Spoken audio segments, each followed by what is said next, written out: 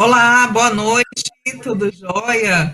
Aqui quem fala com vocês é a professora Ana Carolina, né? E estamos aqui dando continuidade ao super evento liderado aí pelo nosso aluno Bruno Sá e toda a sua equipe de ligantes. Muito bom, né? Nós tivemos várias palestras já, desde as 3 horas da tarde, né? Com o professor Rodrigo e a professora Paula fazendo a abertura. Depois a gente teve aí a professora Silvana, a professora Menira, professor André e Bruno, e agora nós vamos ouvir a professora Alessandra, que vai falar com a gente sobre vacinas, uma ampla visão das imunizações. A professora Alessandra, ela é biomédica pela Universidade de Franca, mestre em ciências pela Universidade de Franca também e doutora em ciências pela Universidade de Franca também. Especialista em imunologia pelo CRBM Primeira Região, e ela é idealizadora, fundadora e diretora científica da rede de clínicas IFE Vacinas. Professora Alessandra, seja muito bem-vinda ao Simply e passo a palavra agora para a senhora.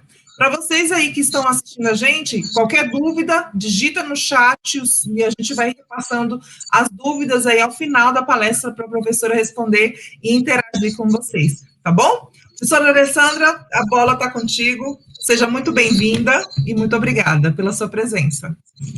Boa noite a todos. Eu já posso compartilhar, Ana Carolina? Pode sim. Antes de me.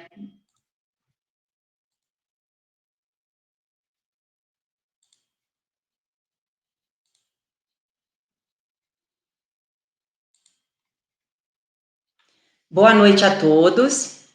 É um privilégio e uma honra poder participar do primeiro Simply, do Simpósio de Imunologia, e é uma satisfação, como biomédica, falar para todos vocês um pouco sobre imunização, né? Esse assunto que está tão próximo de todos nós desde o início da pandemia da Covid, e também por imunização hoje ser mais uma habilitação do biomédico. Então, vou falar um pouquinho para vocês de imunização e nós vamos começar entendendo o nosso sistema imunológico. Então, para falar de vacinas, pessoal, a gente precisa, primeiramente, entender como funciona o nosso sistema imunológico. O nosso sistema imunológico, ele é constituído de células, de tecidos, de órgãos, de moléculas, que eles atuam como um exército, que tem como objetivo combater agentes estranhos. Então, sempre que a gente fala de sistema imunológico, a gente tem que pensar num exército com vários generais, soldados, e que vão ali ajudar a gente, o nosso organismo, a se defender de agentes estranhos. Nós temos os leucócitos, que são as células brancas, que fazem parte da linha de defesa, temos a medula, temos o timo, os nossos órgãos, nossos gânglios linfáticos, todos eles constituem o nosso sistema imunológico. E esse exército, ele trabalha nos protegendo contra os agentes agressores, mas para que ele consiga nos proteger de forma eficaz, é preciso que desenvolva a imunidade. Então, o que é a imunidade? É o mecanismo que o nosso corpo apresenta para garantir proteção contra os agentes que podem causar danos a ele. Então, o exército do sistema imunológico atua de forma muito excelente, com excelência, fazendo com que nosso organismo desenvolva imunidade. E é somente através da imunidade que a gente vai conseguir defender o nosso organismo de agentes agressores, dos antígenos. O nosso sistema imunológico, a nossa imunidade, ela é dividida em imunidade inata e imunidade adquirida. A imunidade inata, ela é caracterizada por ser a primeira linha de defesa do nosso sistema imunológico. Então, a primeira linha de defesa que o nosso organismo age, né, que atua para impedir a entrada ou a proliferação do agressor. Por ser a primeira linha de defesa, é uma linha de defesa inespecífica e não produz memória. O que significa isso? Age de toda e qualquer forma igual, ou seja, não consegue ter especificidade para o agressor. Vamos entender quais são as barreiras do nosso sistema imunológico que atua dessa forma. Barreiras físicas. O que são as barreiras físicas do nosso sistema imunológico? São as barreiras que vão retardar ou mesmo impedir a penetração do agressor no nosso corpo. Quais são os exemplos de barreiras físicas? Nós temos tosse, espirro, temos os nossos cílios, a nossa pele intacta, são características do nosso organismo que também são barreiras que nos protegem. Então, quando a gente espirra ou quando a gente tosse, a gente está ali, ó, muitas vezes impedindo que algum agressor penetre no nosso organismo. Quando a pele está intacta, a gente está impedindo a penetração de algum agente agressor. Essa é a barreira física, mas só de vocês entenderem que se uma pele intacta protege o nosso organismo, dá para entender que é inespecífico, né? Vai proteger uma bactéria, um vírus, até mesmo fungos de penetrarem no nosso micro-organismo. Barreiras fisiológicas. Como que funcionam as barreiras fisiológicas? Elas inibem ou eliminam aquele agente agressor. De que forma que as barreiras fisiológicas atuam? Febre. Então, muitas vezes, o nosso organismo eleva a temperatura com o objetivo de impedir ali e de inibir a penetração de algum agente agressor. O estado febril, uma febre moderada, é positivo, é benéfico para o nosso organismo. Deixa de ser benéfico quando a temperatura eleva até um patamar que pode induzir ali uma convulsão febril. Nesse aspecto, a febre não deixa de ser positiva. Tá? O pH do suco gástrico, as nossas secreções, a lágrima, saliva, tudo funciona como barreira fisiológica da imunidade inata. Temos também a barreira celular, nossas células de primeira linha de defesa, que são os macrófagos, os linfócitos, que eles podem atuar endocitando ou fagocitando esse agente agressor. E temos também a barreira inflamatória, que faz parte da resposta inflamatória, onde naquele local onde acontece alguma lesão, onde tem um ponto de infecção, o nosso sistema imunológico ele vai recrutar para aquele local as células fagocitárias, tá? Com o objetivo dele, com todos os sinais da resposta inflamatória, tem o objetivo ali de delimitar o local da infecção, o local da lesão, tem o objetivo quando o local está com a temperatura mais alta, né, com a temperatura elevada, tem o objetivo ali de retardar ou de impedir a proliferação dele, do agente agressor. Então, a gente tem essa linha inicial de defesa, que é a imunidade inata. Depois, nós temos também a imunidade adquirida. E a imunidade adquirida, como o próprio nome diz, a gente adquire essa imunidade. E tem dois tipos de imunidade. A ativa, que é quando o nosso próprio organismo, ele tem que trabalhar, ele tem que vencer aquele agente agressor, seja ele o agente agressor que entra em contato com o nosso organismo de forma natural ou de forma artificial, e o mais importante, a gente tem que desenvolver uma resposta imunológica. Então, o organismo, para ter uma imunidade ativa, ele precisa entrar em contato ou com o agressor de forma natural, que é a doença, ou através da forma artificial, que é a vacina.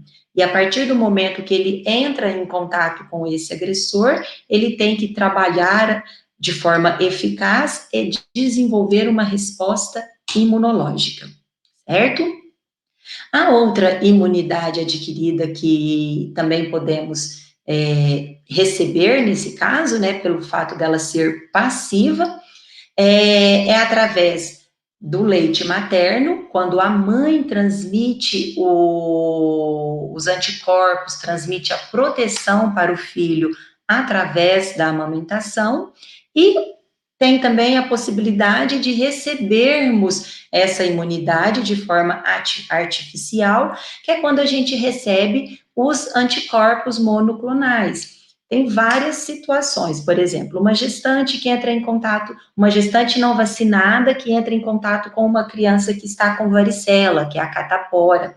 Então, ela pode receber ali os anticorpos monoclonais para neutralizar o vírus se tiver porventura no organismo dela.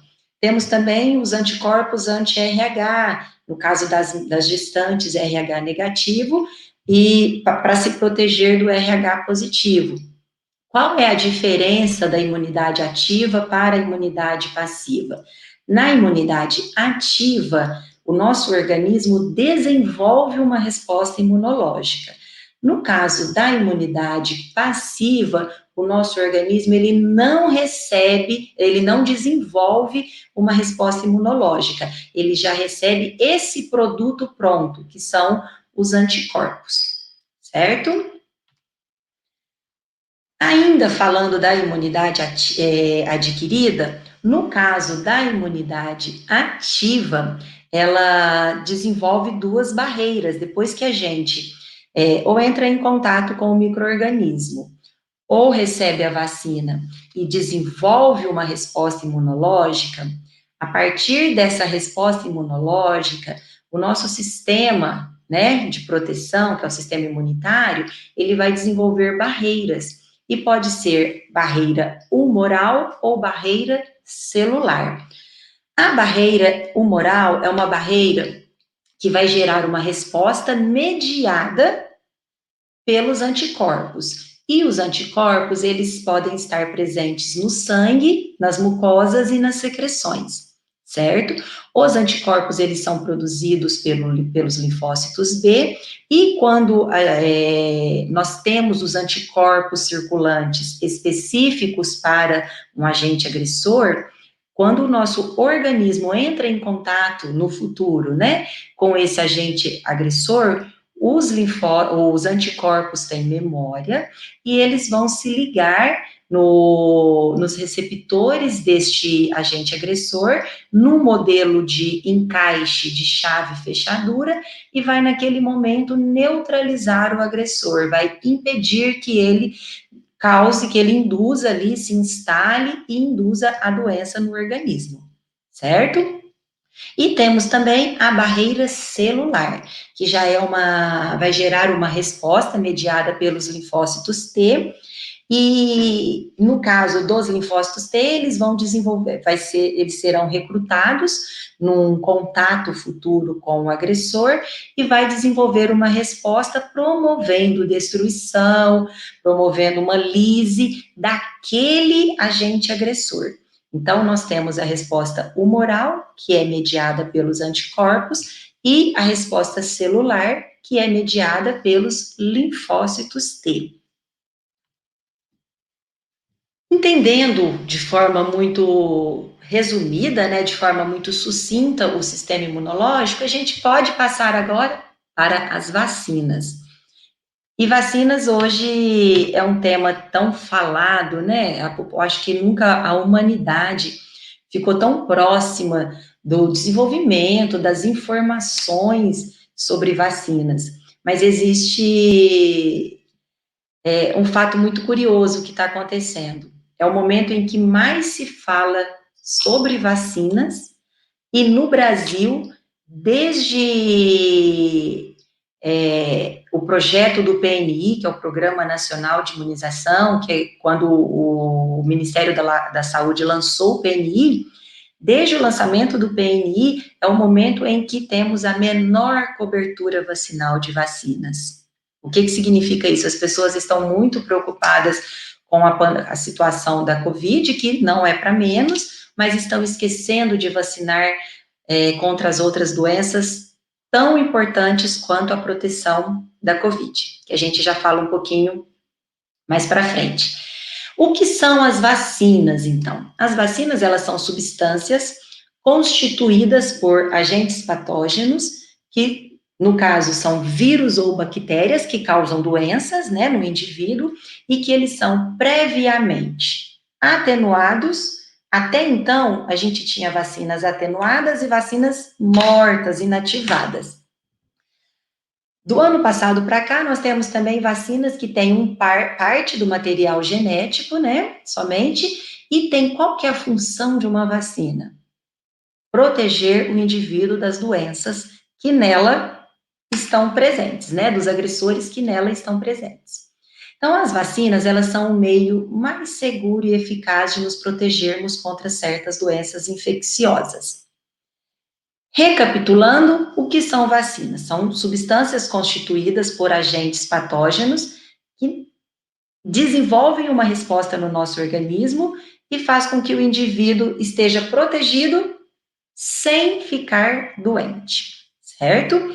Quando isso acontece, quando a pessoa recebe a vacina, desenvolve uma resposta sem ficar doente, isso significa que ele está imunizado. Quando esse processo acontece de forma eficaz, o indivíduo está imunizado. Como que as vacinas funcionam? Elas, quando um micro-organismo penetra no nosso organismo, né, um agente agressor, um antígeno, e o nosso organismo não consegue se proteger, a gente vai ter, essa invasão é chamada infecção e vai desenvolver uma doença, tá? Como que as vacinas funcionam? Todas elas seguem a mesma lógica básica, que é enganar o nosso sistema imunológico, apresentando ao nosso sistema imunológico algo que seja inócuo e que vai desencadear uma reação, uma resposta eficaz contra esse agente infeccioso que pretende se combater no futuro, certo? Então, para proteger a nossa saúde, as vacinas, elas precisam estimular o nosso sistema imunológico de forma eficaz, desenvolver uma resposta, produzir anticorpos e ter memória imunológica. Então, a vacina, ela funciona dessa forma. O indivíduo recebe a vacina, ele não vai ficar doente, mas ele vai desenvolver ali uma resposta contra aquele agressor e vai posteriormente desenvolver uma memória para quando entrar em contato no futuro com aquele agressor, aquele exército vai lembrar, vai recrutar mais células de defesa, vai aumentar a produção de anticorpos ou vai recrutar mais células de defesa, no caso da barreira celular, e ali o exército vai combater, ou vai neutralizar, ou vai destruir o agressor. Como eu comentei agora no slide anterior, para que tudo isso funcione adequadamente, é extremamente importante que a memória imunológica seja desenvolvida, tá? O nosso sistema imunológico, ele sempre vai lembrar desses agressores quando tem uma memória, tá? E esse complexo, ele vai ser totalmente ativado. Quais são os anticorpos, né, que as imunoglobulinas, que vocês já devem ter visto em imunologia, quais são as principais, né, classes de imunoglobulinas existentes? Nós temos a imunoglobulina M, que ela é produzida no início da ativação do sistema imunológico, na fase aguda, e depois a gente vai ter aquela de memória, aquela imunoglobulina de memória, que é a imunoglobulina G, tá? Temos a imunoglobulina A, que é uma imunoglobulina que está mais presente nas mucosas e secreções, então nós temos vacinas que também estimulam a produção da IgA. Temos a IgE, que é uma imunoglobulina que está presente principalmente nos processos parasitários e nos processos alérgicos, e a IgD, que é uma imunoglobulina que ainda não tem a sua função tão bem esclarecida. E temos também as células, que são os linfócitos T, que atuam de forma eficaz e também desenvolvem memória. Aqui, só para uma curiosidade para vocês, olha, existem doenças e existem vacinas que induzem uma memória duradoura, uma memória para a vida toda. Então, sarampo, varicela, que é a catapora, cachumba, rubéola, tanto a doença quanto a vacina desenvolvem, estimulam uma memória duradoura. Mas isso não é geral. Temos outras doenças que as vacinas não conseguem induzir uma memória duradoura. Nem a doença induz memória e nem a vacina. Por isso é importante fazer doses de reforço. Doença meningocócica, que causa meningite. Então, se uma pessoa tiver meningite hoje, ela vai tratar e, com muita sorte, vai passar por esse processo da infecção, da doença, não vai ter nenhuma sequela. Ok, passou o tratamento. Será que daqui 2 meses, se ela entrar em contato de novo com o meningococo, será que ela vai ter proteção? Não, ela não vai ter proteção. Por quê? Porque é um tipo é uma doença que não induz memória duradoura. O mesmo acontece com tétano, com difteria e com coqueluche. Porém, as vacinas, elas induzem uma memória bem maior do que a doença. Porém, é importante fazer doses de reforço para manter os níveis séricos de anticorpos suficientes para já neutralizar estes micro-organismos, estes agentes agressores, no momento que tiver contato com ele, tá? Então, no caso da doença meningocócica, tétano, difteria, coqueluche, dentre outras também, outras vacinas que existem, é necessário que se faça dose de reforço.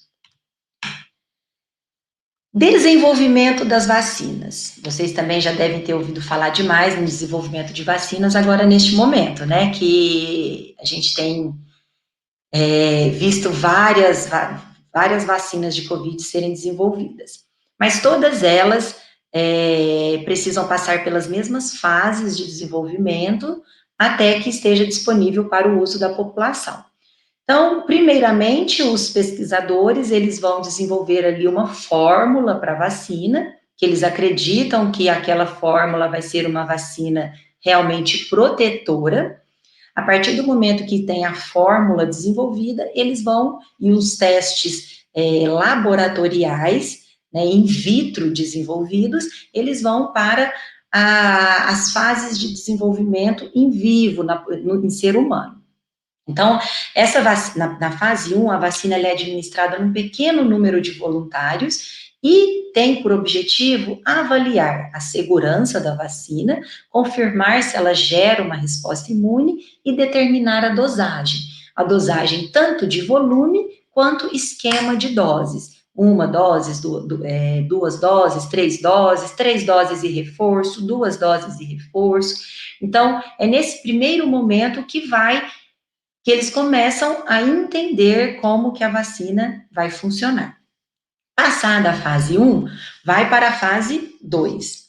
Na fase 2, essa mesma vacina ela vai ser administrada num número maior de voluntários, em centenas de voluntários, eles vão ser monitorados de perto a quaisquer reações, né? E esses participantes, estes voluntários, eles têm as mesmas características com relação à idade e sexo, tá? E nesta fase 2, algumas pessoas, alguns voluntários recebem vacina, outros recebem o placebo.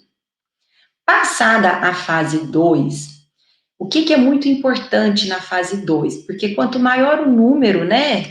Quanto maior o N, mais fácil a gente consegue visualizar tudo de positivo e de negativo. E nessa fase 2 é muito importante para confirmar a segurança da vacina. Porque qual é o principal objetivo da vacina? Fazer com que fazer o indivíduo estar protegido daquela doença que espera-se com a vacina, mas que a vacina também não possa causar reações adversas graves. Ou seja, a pessoa vai estar protegida da doença X, mas ela corre o risco de ter várias outras complicações. Ela pode ter uma complicação neurológica, ela pode ter uma complicação hepática. Então, a segurança da vacina é para avaliar isso. Além da eficácia, tem que ser uma vacina que não induza reações adversas graves. A fase 3, passada da fase 2, vai para a fase 3, que é essa vacina, na dosagem que já foi determinada, na posologia determinada, ela vai ser administrada em milhares de pessoas, tá? E essas milhares de pessoas, elas podem receber vacinas, elas podem estar no mesmo país, na mesma cidade, mas pode também estar em populações e etnias diferentes. E também uma parte recebe placebo, a outra parte recebe a vacina propriamente dita. E verifica-se finalmente se a vacina, num número maior, com etnias diferentes da população, em muitas situações aumenta um pouquinho o leque da faixa etária. Pode também, nessa situação, fazer nos sexos diferentes. E essa fase concluída com sucesso, é feito um relatório, né, com todos os estudos, com todas as etapas, com todos os dados, cruzamento de informações, e é levado para a fase de aprovação, onde os órgãos regulatórios, eles vão analisar todo o estudo para ver se a vacina tem a eficácia mínima esperada e se as reações adversas dela são reações que não vão comprometer a saúde da pessoa que receber a vacina, certo? Após a aprovação da vacina, ela pode ser, e a inspeção no laboratório, com todas as boas práticas de produção, essa vacina ela pode estar disponível para a população. Mas um fato bem interessante, pessoal, que mesmo após a aprovação da vacina, existe uma sequência no estudo dessas vacinas que se chama-se follow-up. E o follow-up, ele é quando a vacina está sendo já disponibilizada em vários países, várias regiões, a população está recebendo essa vacina, e mesmo assim continua o estudo. Por quê? Porque pode, no momento do follow-up, pode aumentar o leque de faixa etária, pode começar a inserir as vacinas em algumas comorbidades que não foram testadas em nenhuma fase do estudo, por exemplo, gestante, algumas comorbidades, crianças, não são testadas no desenvolvimento das vacinas. Então, as vacinas só entram para esses grupos depois que ela já está sendo administrada na população e que a população não está apresentando nenhuma reação grave importante, tá? Reação adversa grave. Então, é por isso que é muito importante o follow-up. Um exemplo de uma vacina que que no follow-up houve alteração da indicação, vacina de dengue, que ela foi desenvolvida pelo laboratório Sanofi Pasteur, né, que é um laboratório francês. A vacina, ela, como todas as demais vacinas, tem uma indicação para prevenir a doença, principalmente para quem nunca teve a doença. Então, eu não quero pegar essa doença, vou me vacinar, certo? Então, o objetivo é para proteger, para a pessoa nunca ficar doente da vacina, ou mesmo, se ficar, ter uma forma branda. A vacina de dengue tinha essa mesma indicação. Porém, observou-se que no follow-up, pessoas que não haviam tido nenhum episódio de dengue e receberam a vacina, em vez de desenvolver uma forma branda, no caso de ter a doença, eles tinham um risco maior de desenvolver a forma grave da dengue. Então, houve uma alteração na indicação da vacina de dengue. Hoje, a vacina de dengue, ela é indicada somente para pessoas soropositivas para os 4 vírus da dengue, para um dos 4 vírus da dengue. Então, ou a pessoa teve dengue sintomática, e lógico, vai receber a vacina, ou a pessoa não sabe, porque talvez ela teve dengue assintomática, ela tem que fazer uma sorologia. Se der resultado positivo, ela tem indicação para fazer a vacina. Se for negativo, ela continua sem indicação para fazer a vacina, tá? Então, toda vacina, ela tem uma eficácia mínima de 50%. A maioria protege contra 90% ela tem uma eficácia de 90%, mas para aprovação precisa-se de um mínimo de 50%. Este outro percentual de que nenhuma vacina é 100%, se deve a alguns fatores. Um dos fatores está relacionado à vacina, ao tipo de vacina, e outros fatores, como principalmente a forma que o sistema imunológico vai receber essa vacina e vai responder a essa vacina. Em relação à segurança, todas as vacinas aprovadas, no caso no Brasil, pela Anvisa, são vacinas que tiveram que passar pelo crivo, né, de toda a avaliação deles e que realmente são seguras. É importante todo mundo saber que qualquer reação adversa à vacina, ela tem que ser bem menor do que o risco da doença, tá? Então, eu não vou tomar vacina porque eu vou ter tal reação. Mas pode ter certeza que a reação, o risco da reação é bem menor do que o risco da doença. Classificação das vacinas. As vacinas, até pouco tempo atrás, a gente tinha vacinas atenuadas e inativadas. Hoje nós temos a nossa classificação aumentou, isso é muito bom, né, que nós temos uma oportunidade agora, daqui para frente, de desenvolver vacinas para muitas outras doenças através dessas técnicas modernas. Vacinas atenuadas. O que são vacinas atenuadas? São vacinas que têm os agentes infecciosos vivos, porém eles são extremamente enfraquecidos, que o objetivo é não induzir a doença no organismo da pessoa que recebe. Porém, é um grupo de vacinas que tem algumas contraindicações específicas. Para quem que as vacinas atenuadas são contraindicadas? Para pessoas que estão que vivem no momento onde o sistema imunológico está debilitado, não vai conseguir desenvolver uma boa performance na resposta imunológica, portanto, poderá, né, correr o risco de desenvolver a doença. O objetivo da vacina é nunca desenvolver a doença, mas se a pessoa está com o sistema imunológico muito debilitado, ela não pode receber vacinas atenuadas, certo?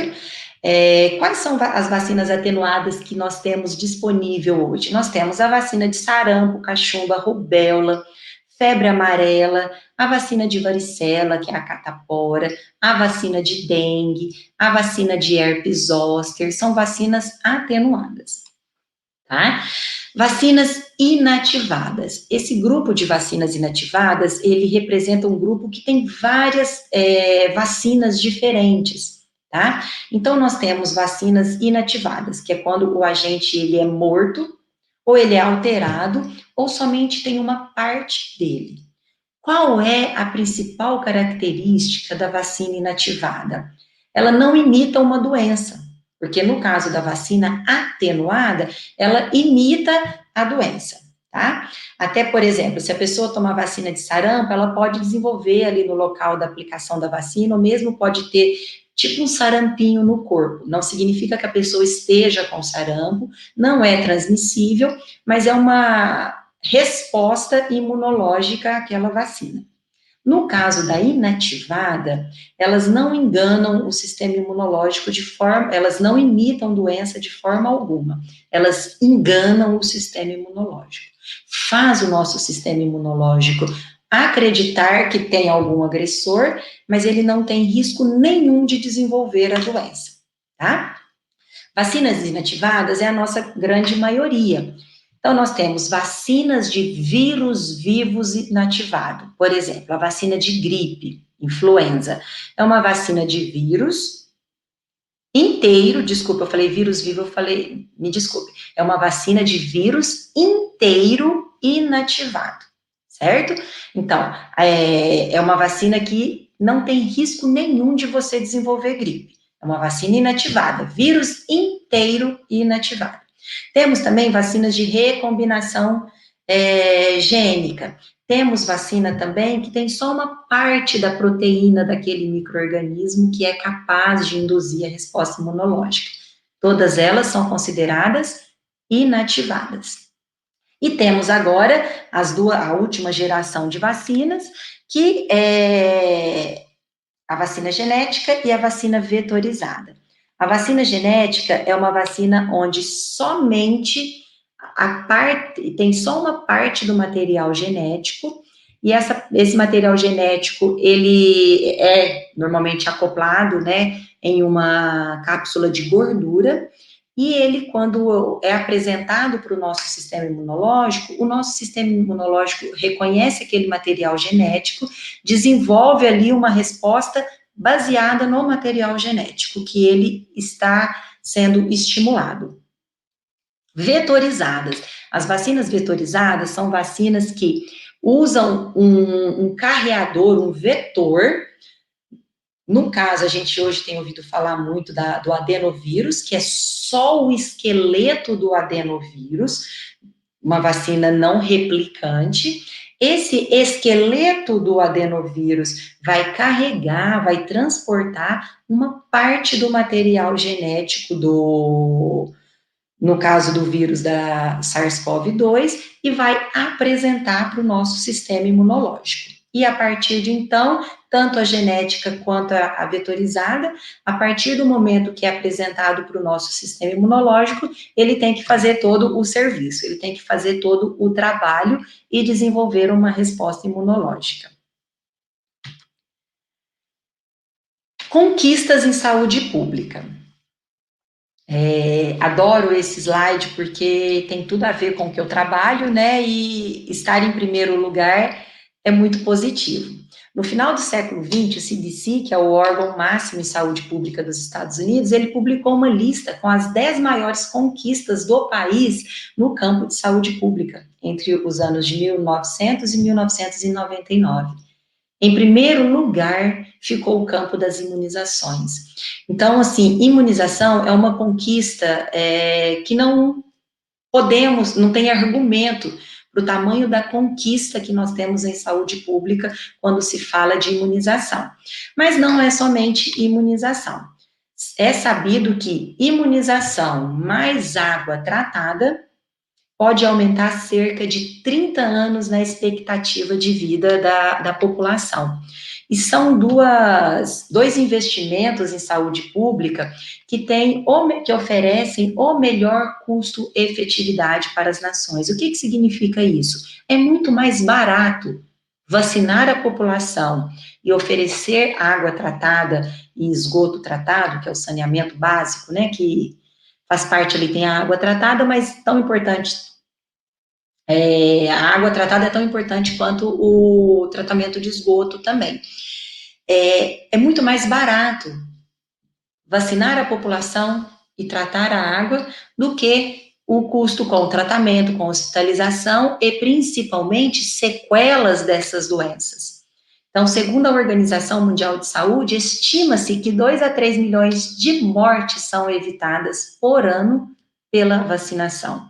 Isso é um ganho gigantesco em saúde pública.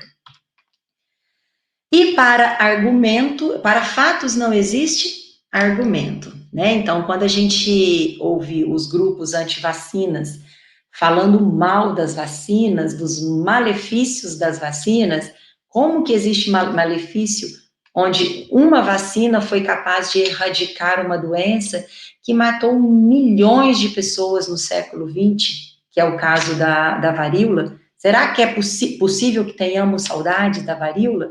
Né? A vacina foi introduzida em 1804 no Brasil e o último caso foi registrado em 1977, ou seja, levou um tempo gigantesco para que essa doença fosse erradicada.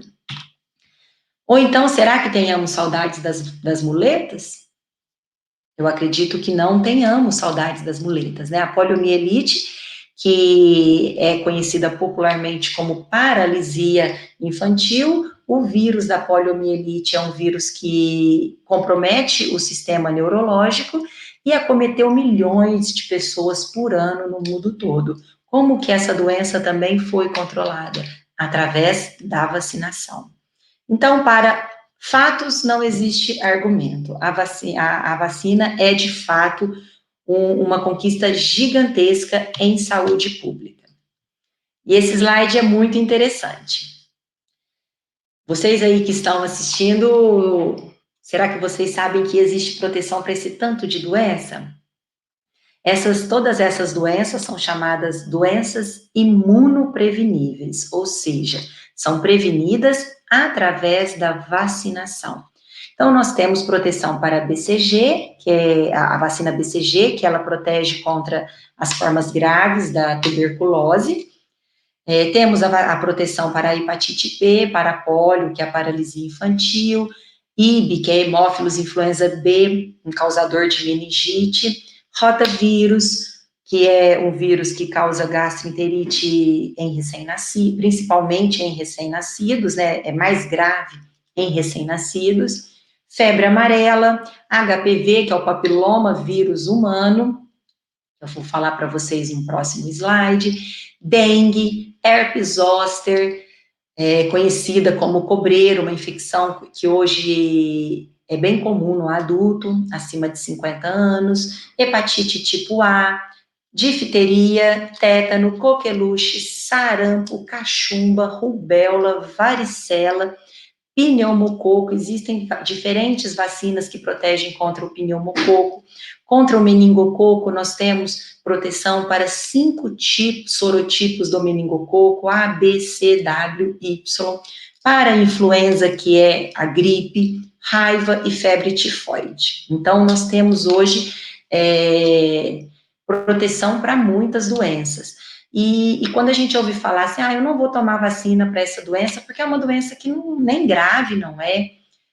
Todas as doenças que existem vacinas, é porque são doenças que podem, sim, desenvolver forma grave no indivíduo, tá? Se não desenvolve forma grave, pode desenvolver uma sequela. Então, as vacinas, para a gente ver o tanto de doença que existe no mundo, vacinas a gente tem uma quantidade relativamente pequena, ou seja, foram selecionadas doenças que podem levar o indivíduo a óbito, pode deixar sequela no indivíduo, então é extremamente importante todas as vacinas.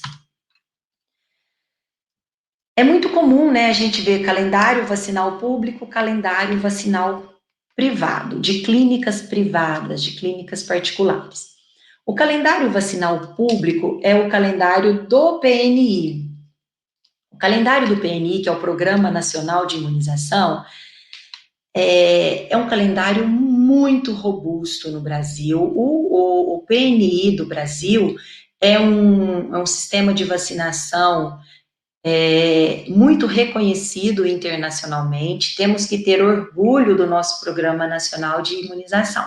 E qual é o objetivo do calendário? Quando eu falo calendário, pessoal, quais são as vacinas que o sistema público, né, que o PNI oferece para cada população e para cada faixa etária? Então, determinada vacina no PNI, ela é indicada somente, ela está disponibilizada somente para um público, para uma faixa etária. Qual que é o objetivo? O que o PNI visa? O PNI visa principalmente saúde coletiva, tá? Então, proteger a população de forma coletiva. E como é que o PNI, ele vai determinar grupos prioritários, que a gente sempre ouve falar em grupos prioritários? São os grupos que têm a maior chance de desenvolver a forma grave da doença. Então, a vacina de gripe. Por que a vacina de gripe não é feita para toda a população pela rede pública? Porque, segundo as pesquisas e os estudos de saúde pública, determinadas faixas etárias e determinados grupos, eles têm um maior risco de desenvolver a forma grave da doença, certo? Por que algumas vacinas no sistema público, elas oferecem só uma dose e não duas, ou então oferece somente 2 doses e um reforço, e não oferece 3 doses e um reforço, como no sistema privado? justamente pelo fato do PNI ele oferecer proteção coletiva. Então, significa que pessoas mais protegidas, elas vão proteger as pessoas menos protegidas, certo? E o calendário vacinal privado? O calendário vacinal das clínicas privadas, a gente se baseia muito na Sociedade Brasileira de Imunizações, que é a SBIM. Também tem a Sociedade Brasileira de Pediatria, de Pneumologia, a de Geriatria, que são sociedades científicas que desenvolvem um calendário de vacinação com o objetivo de proteção individual. Então, as sociedades científicas não olham a população de forma coletiva, e sim de forma individual. Ou seja, uma vacina na rede pública que é oferecida 2 doses e um reforço, e na rede privada a indicação dela é de 3 doses e um reforço, isso significa que a pessoa, tendo 3 doses e um reforço, ela não depende da proteção das pessoas que estão perto dela. Ela estando protegida, as que estão perto dela, se não estiverem protegidas, ela já estará, tá? Então, o principal objetivo do calendário vacinal privado é a proteção individual. E também algumas vacinas estão disponíveis somente no setor privado, não estão disponíveis no PNI.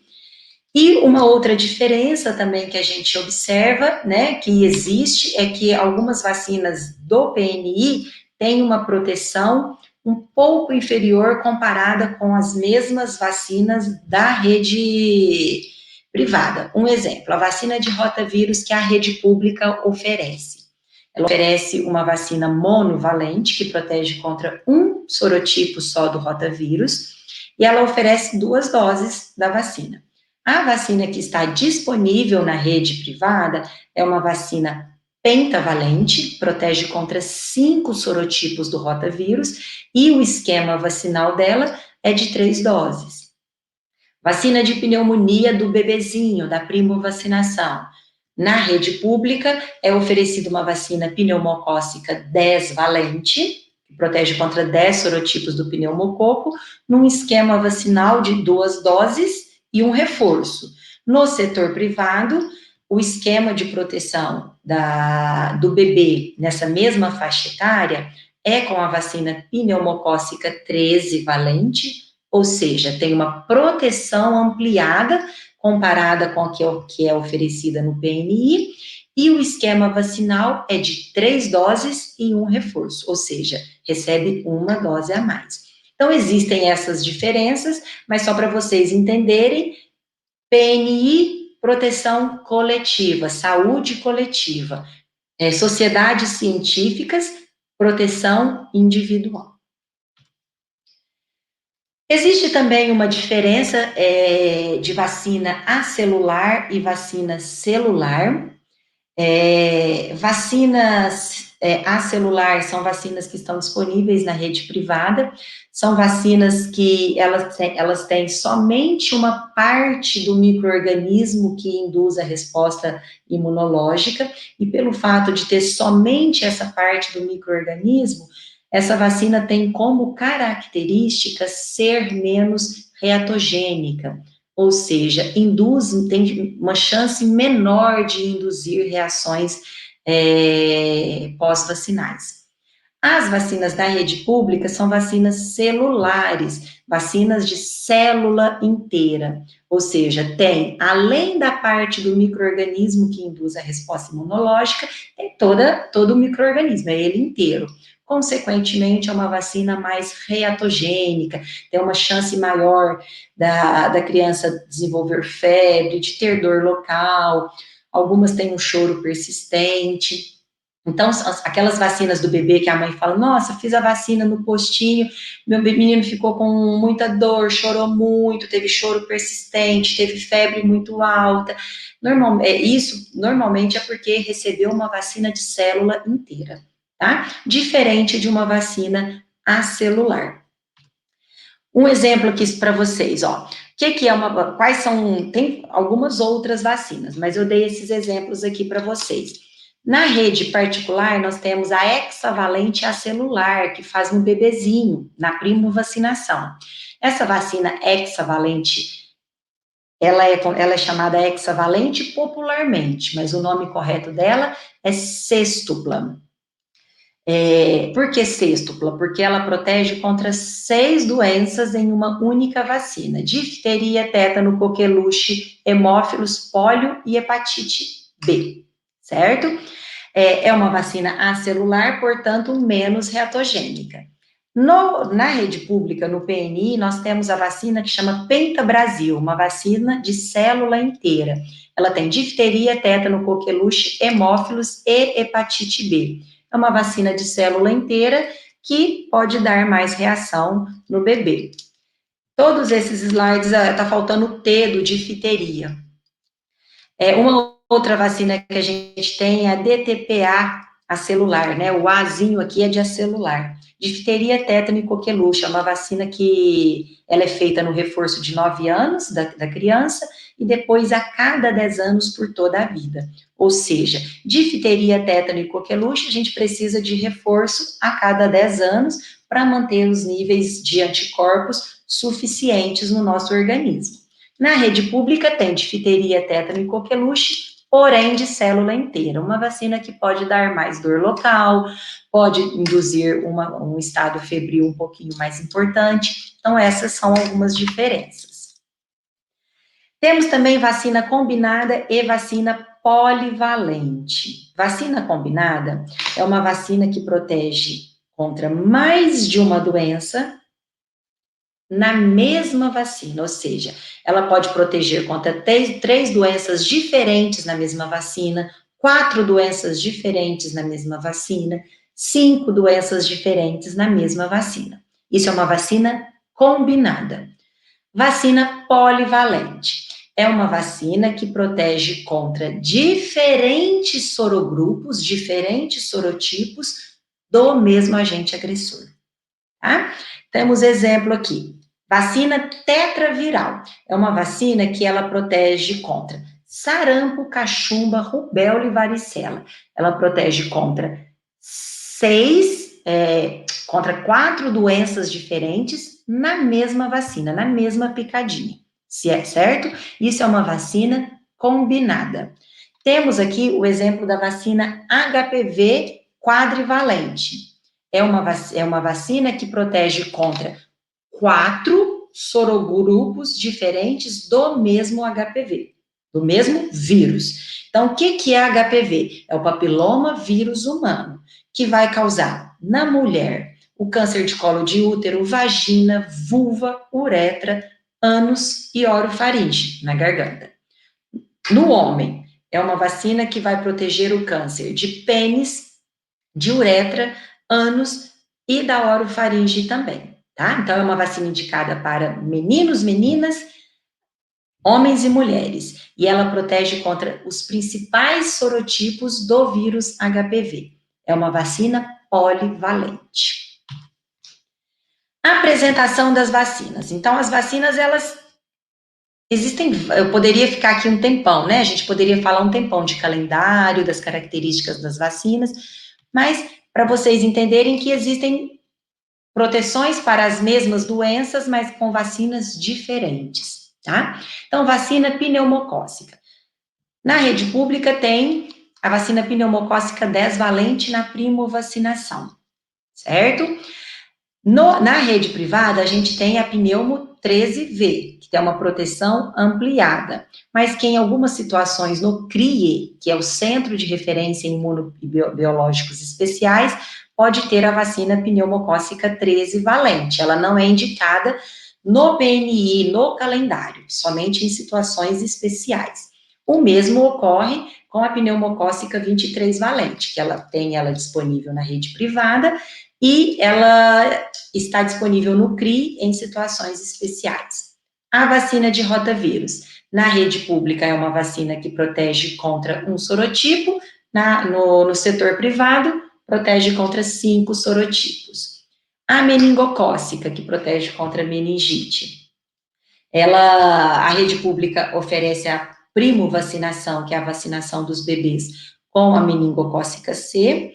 A meningocócica ACWY está disponível no setor privado para a primovacinação e todas as demais faixas etárias. E essa mesma vacina meningocócica ACWY, no PNI, ela está indicada para o reforço de adolescentes, crianças de 11 a 14 anos. A meningocócica B é uma vacina que está disponível somente no setor privado. Vacina influenza. A da rede pública é uma vacina trivalente, que protege contra 3 sorotipos do vírus influenza, e a do setor privado protege contra 4 sorotipos do vírus influenza. Aqui, pessoal, eu fiz algumas perguntinhas, assim, só para vocês, algumas perguntas mais comuns, né, para a gente falar rapidamente, e depois eu respondo as perguntas de vocês. Uma pergunta: se eu esquecer de tomar alguma dose da vacina durante muito tempo, e eu preciso recomeçar do zero o esquema de aplicação? A resposta é não. Se alguém falar para vocês que vocês precisam reiniciar o esquema de vacinação, essa pessoa não está sendo honesta com vocês, ou talvez não saiba essa informação. A vacina dada é sempre uma vacina computada, ou seja, você só tem que completar o esquema de vacinação. Por que tem vacina que precisa ser tomada durante toda a vida e tem vacina que não? Foi o que eu comentei com vocês, porque algumas vacinas, elas induzem uma memória duradoura, outras não. Por isso é importante estar atento a estas vacinas que precisam de reforços, para que você tenha sempre os níveis de anticorpos, os níveis séricos de anticorpos suficientes para te proteger no momento que você tiver contato com o agressor. Vacina de gripe pode causar gripe? Não pode. A vacina de gripe é uma vacina inativada de vírus inteiro inativado, ou seja, não existe chance de desenvolver gripe. O que acontece é que muitas pessoas deixam para fazer a vacina de gripe quando já entrou o inverno. Aí já tem vírus respiratórios circulando no ar. A pessoa, às vezes, está com algum vírus respiratório incubado, vai a alguma clínica, faz a vacina e depois de 3, 4 dias tem um estado gripal, né, de algum resfriado qualquer. Ela vai falar, foi a vacina que eu fiz 3 dias atrás, mas não foi, porque o vírus poderia estar incubado nela e ela desenvolveu o resfriado ou um sintoma gripal daquilo que estava incubado, mas a vacina não existe chance alguma. A vacina contra a gripe previne o coronavírus? Não previne. A vacina contra a gripe, ela previne gripe, ela desenvolve uma proteção tanto de mucosas, das vias aéreas, principalmente aqui na via nasal, e fortalece as nossas mucosas respiratórias, mas ela não previne o coronavírus. O mesmo acontece com a vacina de pneumonia, a Prevenar 13, que é a pneumocócica 13 valente. São vacinas, tanto gripe quanto essa vacina de pneumonia, são indicadas para serem feitas neste momento da pandemia. Por quê? Porque são vacinas que protegem as mucosas respiratórias e as vias aéreas superiores. Consequentemente, se você está com essas mucosas protegidas, você indiretamente está ali impedindo uma sequela do COVID. Qual que é a principal sequela do SARS-CoV-2? São as pneumonias. Então, é só por esse motivo que tem indicação, mas não vai prevenir o coronavírus. Quem já teve H1N1 há 2 anos já está imune? Não está imune. Vacina de gripe tem que ser feita todo ano, porque a partir de 6 meses da vacinação, a gente vai perdendo a eficácia da vacina. E todo ano existe, a vacina é nova, porque os vírus, eles podem sofrer mutação, tá? E a vacina de gripe, ela não tem uma proteção tão duradoura para 2 anos. Já que doenças como a catapora, por exemplo, são leves, por que vacinar? Não é melhor deixar a doença se instalar? A vacina de catapora não é tão leve, a doença catapora não é tão leve assim. Ela pode ter comprometimento neurológico, pode deixar alguma sequela, e existe um fato muito interessante: a vacina de catapora, ela, além de prevenir a catapora na infância, Ela ajuda a prevenir o herpes zoster na fase adulta. O vírus é o mesmo, e hoje o adulto já é sabido que 1 a cada 3 adultos podem desenvolver herpes zoster, principalmente aqueles que tiveram catapora na infância. Ou seja, é muito importante vacinar contra a catapora, que vai ajudar a prevenir na infância e na fase adulta. Esta frase é muito oportuna, né? Que uma vacina não administrada é 100% ineficaz.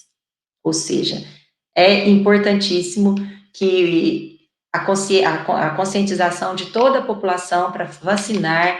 A gente só consegue enxergar luz no fim do túnel com alta cobertura vacinal. Então, é importantíssimo uma alta cobertura vacinal.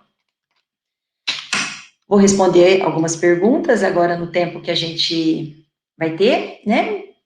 E quero agradecer imensamente o convite. O contato que eu tive foi com o Bruno, muito obrigada. Espero que tenham gostado e sempre que precisarem podem entrar em contato comigo. Tem as minhas páginas, né, minhas redes sociais, meu e-mail. Será um prazer responder a todos vocês. E fica essa frase também do Augusto Cury, que eu gosto muito. A vida é uma grande universidade, mas pouco ensina a quem não sabe ser um aluno. Muito obrigada. Muitíssimo obrigado. A palestra foi ótima. O pessoal está aqui, ó, no chat, fazendo várias perguntas. Está um pouquinho tarde, mas eu selecionei aqui as principais, as que eu acho que vai mais, assim, trazer conhecimento para todo mundo. Mas antes eu queria comentar sobre a frase que você trouxe para a gente, né? Falando que uma vacina não aplicada é uma vacina 100% ineficaz. E, para mim, não no fim do túnel, porque eu ouço muita gente falando para mim, no meu dia a dia, falando, não pode tomar Coronavac, porque Coronavac só tem 50%, eu quero tomar outro. Eu vou abrir essa frase. Assim, essa frase é bem oportuna para esse momento, né, Bruno? Porque a gente precisa de ter consciência de que o que é importante é a alta cobertura vacinal. Se a gente olhar individualmente, a eficácia realmente não é a melhor eficácia. Mas se a gente tiver uma alta cobertura vacinal, ela vai sim impedir, vai reduzir hospitalização, reduzir óbito. E qual é o principal objetivo da saúde pública? É reduzir a forma grave da doença, evitando hospitalização e óbitos. E óbitos, exatamente. Essa é a regra simples. Sim, com certeza. Professora, eu vou fazer então a primeira aqui, foi do Diego Abrantes. Está conseguindo ouvir bem meu áudio? Tá bom? Estou. O Diego Abrantes pergunta: muitos pacientes e profissionais de saúde relatam que a Coronavac não apresentam efeitos como a AstraZeneca. Esses efeitos estão relacionados com o fato da vacina da AstraZeneca não ser atenuada? Olha, tanto a Coronavac quanto a AstraZeneca são vacinas inativadas, ou seja, não tem... Ele falou atenuadas mesmo, eu cliquei errado, ele falou atenuadas, perdão. Mas então, elas não são atenuadas. Elas são inativadas, totalmente. Elas são inativadas. Uma vacina atenuada é uma vacina que tem o agente vivo enfraquecido. A Coronavac, ela tem a mesma tecnologia de produção da vacina de gripe, da influenza. Uma vacina de vírus inteiro inativado. Mortinha, não tem chance de desenvolver doença. A vacina da AstraZeneca é uma vacina de vetor viral. Ela tem o esqueleto do adenovírus transportando somente o material genético do SARS-CoV-2. Realmente, normalmente uma vacina inativada, de vírus inteiro inativado, é uma vacina menos reatogênica, tá? A forma que estimula o nosso sistema imunológico, a gente já observa isso em outras vacinas inativadas, de vírus inteiro. A vacina da AstraZeneca é uma vacina super nova, então a gente não sabe exatamente porque para a Covid-19 tem muitas perguntas sem respostas. A gente tem muita dificuldade de responder muitas perguntas porque é tudo muito novo. E esse tipo de, essa tecnologia é também uma tecnologia nova, mas é sem sombra de dúvida uma vacina muito reatogênica. Eu mesma tive muita reação com a vacina da AstraZeneca. Eu trabalho com vacinas e eu costumo ter tudo que fala, isso vai acontecer, acontece comigo. O meu pai, ele também, quando ele chegou à faixa etária dele, para ele poder tomar, aí a gente foi lá e o pessoal falou, não, é AstraZeneca. Eu falei, pai, se prepara para a porrada. E aí, meu pai tem muita insônia e tudo. E aí, no outro dia, eu já acordei ansioso. Meu pai tá sentindo que ele falou bem assim, não estou sentindo nada. E eu dormi que nem uma princesa. Ele não teve insônia, não teve nada. Não teve. Mas sabe, e outra situação que a gente está observando, que é como eu comentei com vocês, que tem um follow-up, né? Que é tudo que vai acontecendo depois que a vacina já está sendo disponibilizada em massa. O que a gente tem observado? Que essa vacina da AstraZeneca, ela é mais reatogênica na população mais jovem. Os mais velhos não têm as mesmas reações que os mais jovens. Isso é uma observação, né? Com certeza vai ter algum estudo que vai ser apresentado para a gente, números mais precisos, mas a gente observando, eu como trabalho nessa área, os relatos das reações acontecem mais em jovens, mais de pessoas jovens. Sim. Não. Professora, outra aqui que eu acho que é até muito importante também, porque essa pergunta aqui já me causou muito probleminha. A febre amarela tem que tomar a cada 10 anos ou uma vez basta? Eu já ouvi diversas... várias informações, né? Divergentes. Olha, a vacina de febre amarela, até uns 4 anos atrás, até antes daquele surto de febre amarela no Brasil, a indicação dela era 9 meses de idade, 4 anos de idade a segunda dose e a cada 10 anos por toda a vida. Essa era a indicação. Teve aquela situação epidêmica no Brasil, onde houve falta da vacina. Eles, primeiramente, tiraram a segunda dose, tiraram a cada 10 anos e ficou primeiramente com 9 meses e 4 anos. Depois, ficou somente dose única e teve aquele momento que fez a vacina fracionada, né, que era meia dose. A gente que estuda imunologia sabe que, pelo menos, para estimular o sistema imunológico de criança, teria que ter pelo menos 2 doses, né?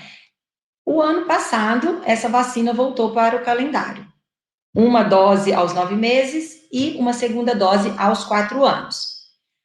Alessandra, como foi sua conduta no momento em que a vacina passou, no PNI, no Programa Nacional de Imunização, passou a ser somente uma dose? Naquele momento, eu como profissional de saúde, nas minhas clínicas, a gente sempre explicou para os pais 2 doses, até muitos médicos também prescreviam 2 doses com o objetivo de saúde individual, proteção individual, certo? Hoje, qual é o esquema de proteção da vacina de febre amarela? 9 meses, 4 anos, e o ideal é que toda pessoa tenha pelo menos 2 doses da vacina de febre amarela, sem a necessidade de fazer uma dose a cada 10 anos. Então, o ideal para proteção individual é que as pessoas tenham pelo menos 2 doses da vacina de febre amarela na vida. Na vida dela. Não. Ok, professora. Eu queria também, aproveitando aqui o gancho rapidamente para a gente poder encerrar, para você poder explicar a diferença para a gente entre uma pessoa vacinada e uma pessoa imunizada, porque muitos daqui, eu não sei se sabe, tem diferença. Não a pessoa vacinou, consequentemente, ela não é necessariamente ela não vai ser imunizada. Tem diferença, não tem, professora? Tem diferença. Vamos lá, é muito interessante, porque é um conjunto que tem que ser levado em consideração para compreender isso. O que é a vacinação? É o processo de você ter a vacina na agulha e administrar ela no músculo, seja no músculo ou por via subcutânea, ou intradérmica, que é a BCG, né? A única vacina intradérmica que a gente tem. Isso é vacinar. E o que é imunizar? Imunizar, a gente precisa de de compreender vários fatores. Primeiro, característica da vacina, como essa vacina está conservada, armazenada, porque toda vacina precisa de manter uma cadeia de frio, que é desde o laboratório que ela é produzida, ela vai para um distribuidor transporta até uma clínica de vacinação ou um posto de saúde, e na clínica de vacinação, essa vacina ela tem que ter ali um armazenamento adequado. Então, é muito importante que clínicas de vacinação tenham equipamentos com gerador de energia. Isso é o principal ponto, porque se a vacina não estiver bem armazenada, ela vira água, tá? Esse é o ponto da característica de armazenamento. Aí vamos para o profissional de saúde. O profissional de saúde, ele tem que preparar adequadamente a vacina. Ou seja, se é uma vacina que tem o pozinho liofilizado, o diluente tem que ser preparado corretamente, o diluente tem que ser colocado, tudo feito corretamente, que são as boas práticas de vacinação. Se é uma vacina que é para ser aplicada por via intramuscular, é outro cuidado que o profissional de saúde tem que administrar na via correta. Outro cuidado, se aquela vacina é indicada para aquela pessoa, para aquela idade, se está no momento dela fazer aquela vacina, certo? Com todos estes cuidados, armazenamento, boas práticas de vacinação, que seja como vai preparar a vacina, se a vacina é para aquela pessoa mesmo, naquela idade, naquela via de administração e com a agulha correta. Se tomar todos estes cuidados, vai fazer o quê? Vai vacinar a pessoa, certo? E a pessoa tem ali uma chance enorme de produzir uma resposta imunológica. Aí vem o último fator, o sistema imunológico daquela pessoa, que é individual. Então, tem pessoas que respondem de forma muito adequada à vacina. Tem pessoas que não conseguem responder da mesma forma, tá?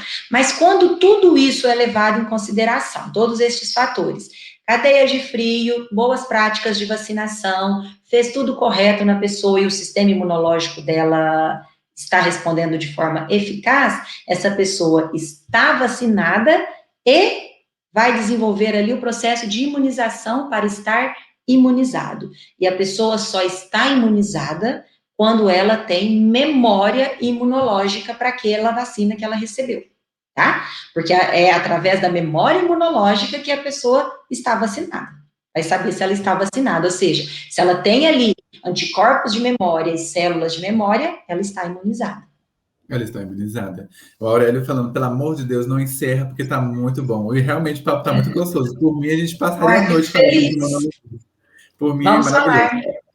E aí, uma coisa que eu até queria perguntar, porque é uma dúvida minha, eu vi que essas pessoas que não conseguem realmente desenvolver uma resposta imunológica eficiente, ou seja, portanto, ela não consegue ser imunizada, não consegue ter uma resposta imunológica, uma memória imunológica, na verdade, pode estar ligado com algum problema em receptores de células, que ali acaba evitando com que a resposta imunológica seja ativada, faça o recrutamento Passa todo do exército, né?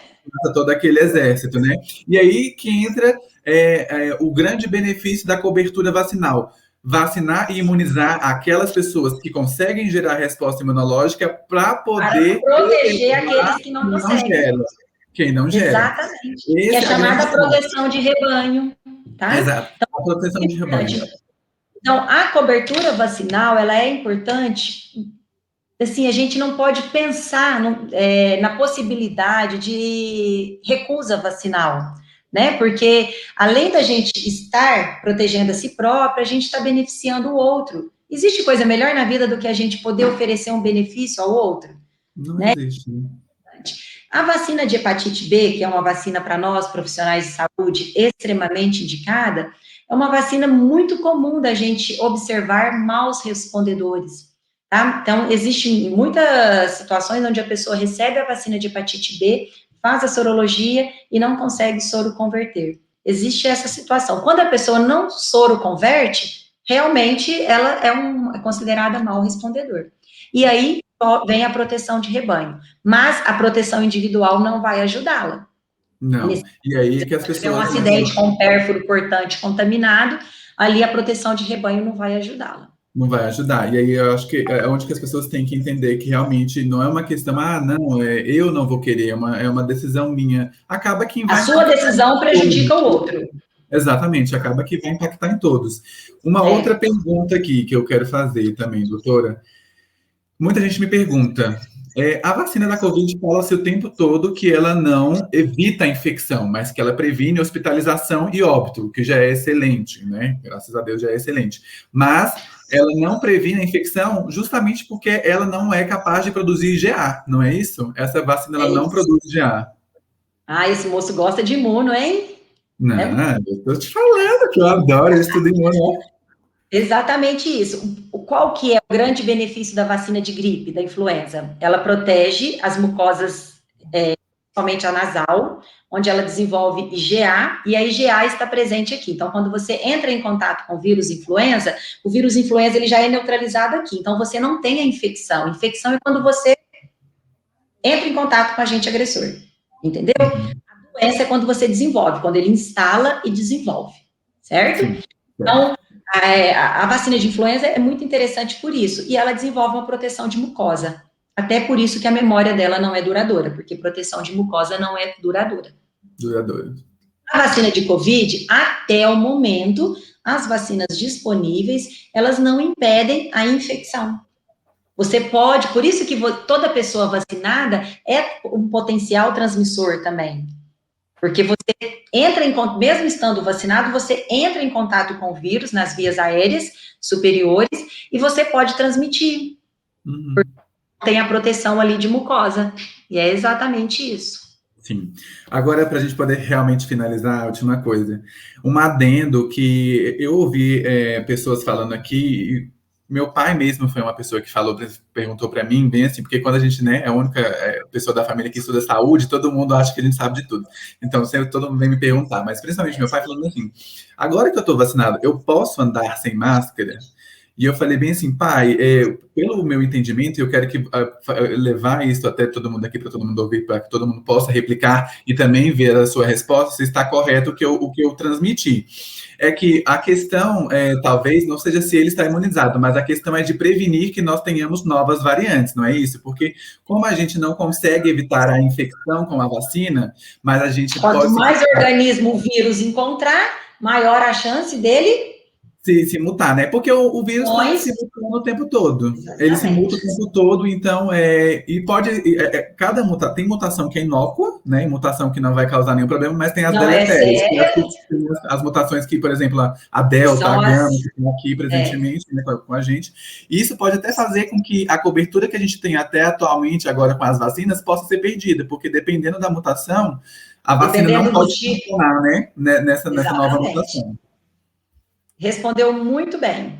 E a gente tem que tomar, a gente está ouvindo falar demais agora dos Estados Unidos, né, que o presidente já decretou que quem está completamente imunizado não precisa de usar máscara, é uma realidade que a gente quer viver daqui a um tempo, mas para isso acontecer, a gente precisa de ter 70% pelo menos da população vacinada, que é período, que é a porcentagem da população que a gente vai reduzir a circulação do vírus. Então, o vírus ele não pode encontrar situações desfavoráveis para ele.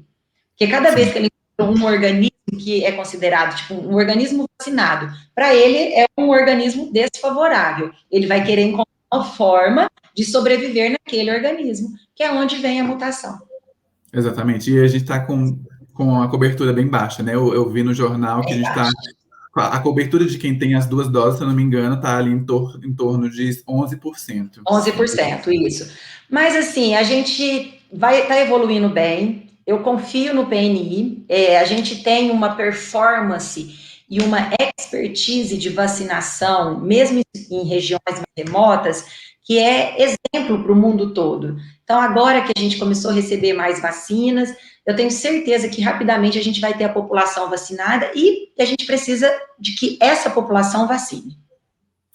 Tá ótimo. Doutora Alessandra, muitíssimo obrigado pela sua presença. Eu Imagina. gostaria de agradecer pelo seu tempo, porque eu sei que você é uma pessoa muito ocupada. Agradecer a todo mundo que nos acompanha. O papo foi maravilhoso. Eu gostaria de ficar aqui mais tempo, mas eu não vou tomar mais o tempo de todo mundo. A gente pode combinar mais encontros, trazer a doutora Alessandra mais vezes aqui para a Liga de Imuno, nos nossos eventos, para, né, Vamos agregar combinar. muito sobre imunologia, né?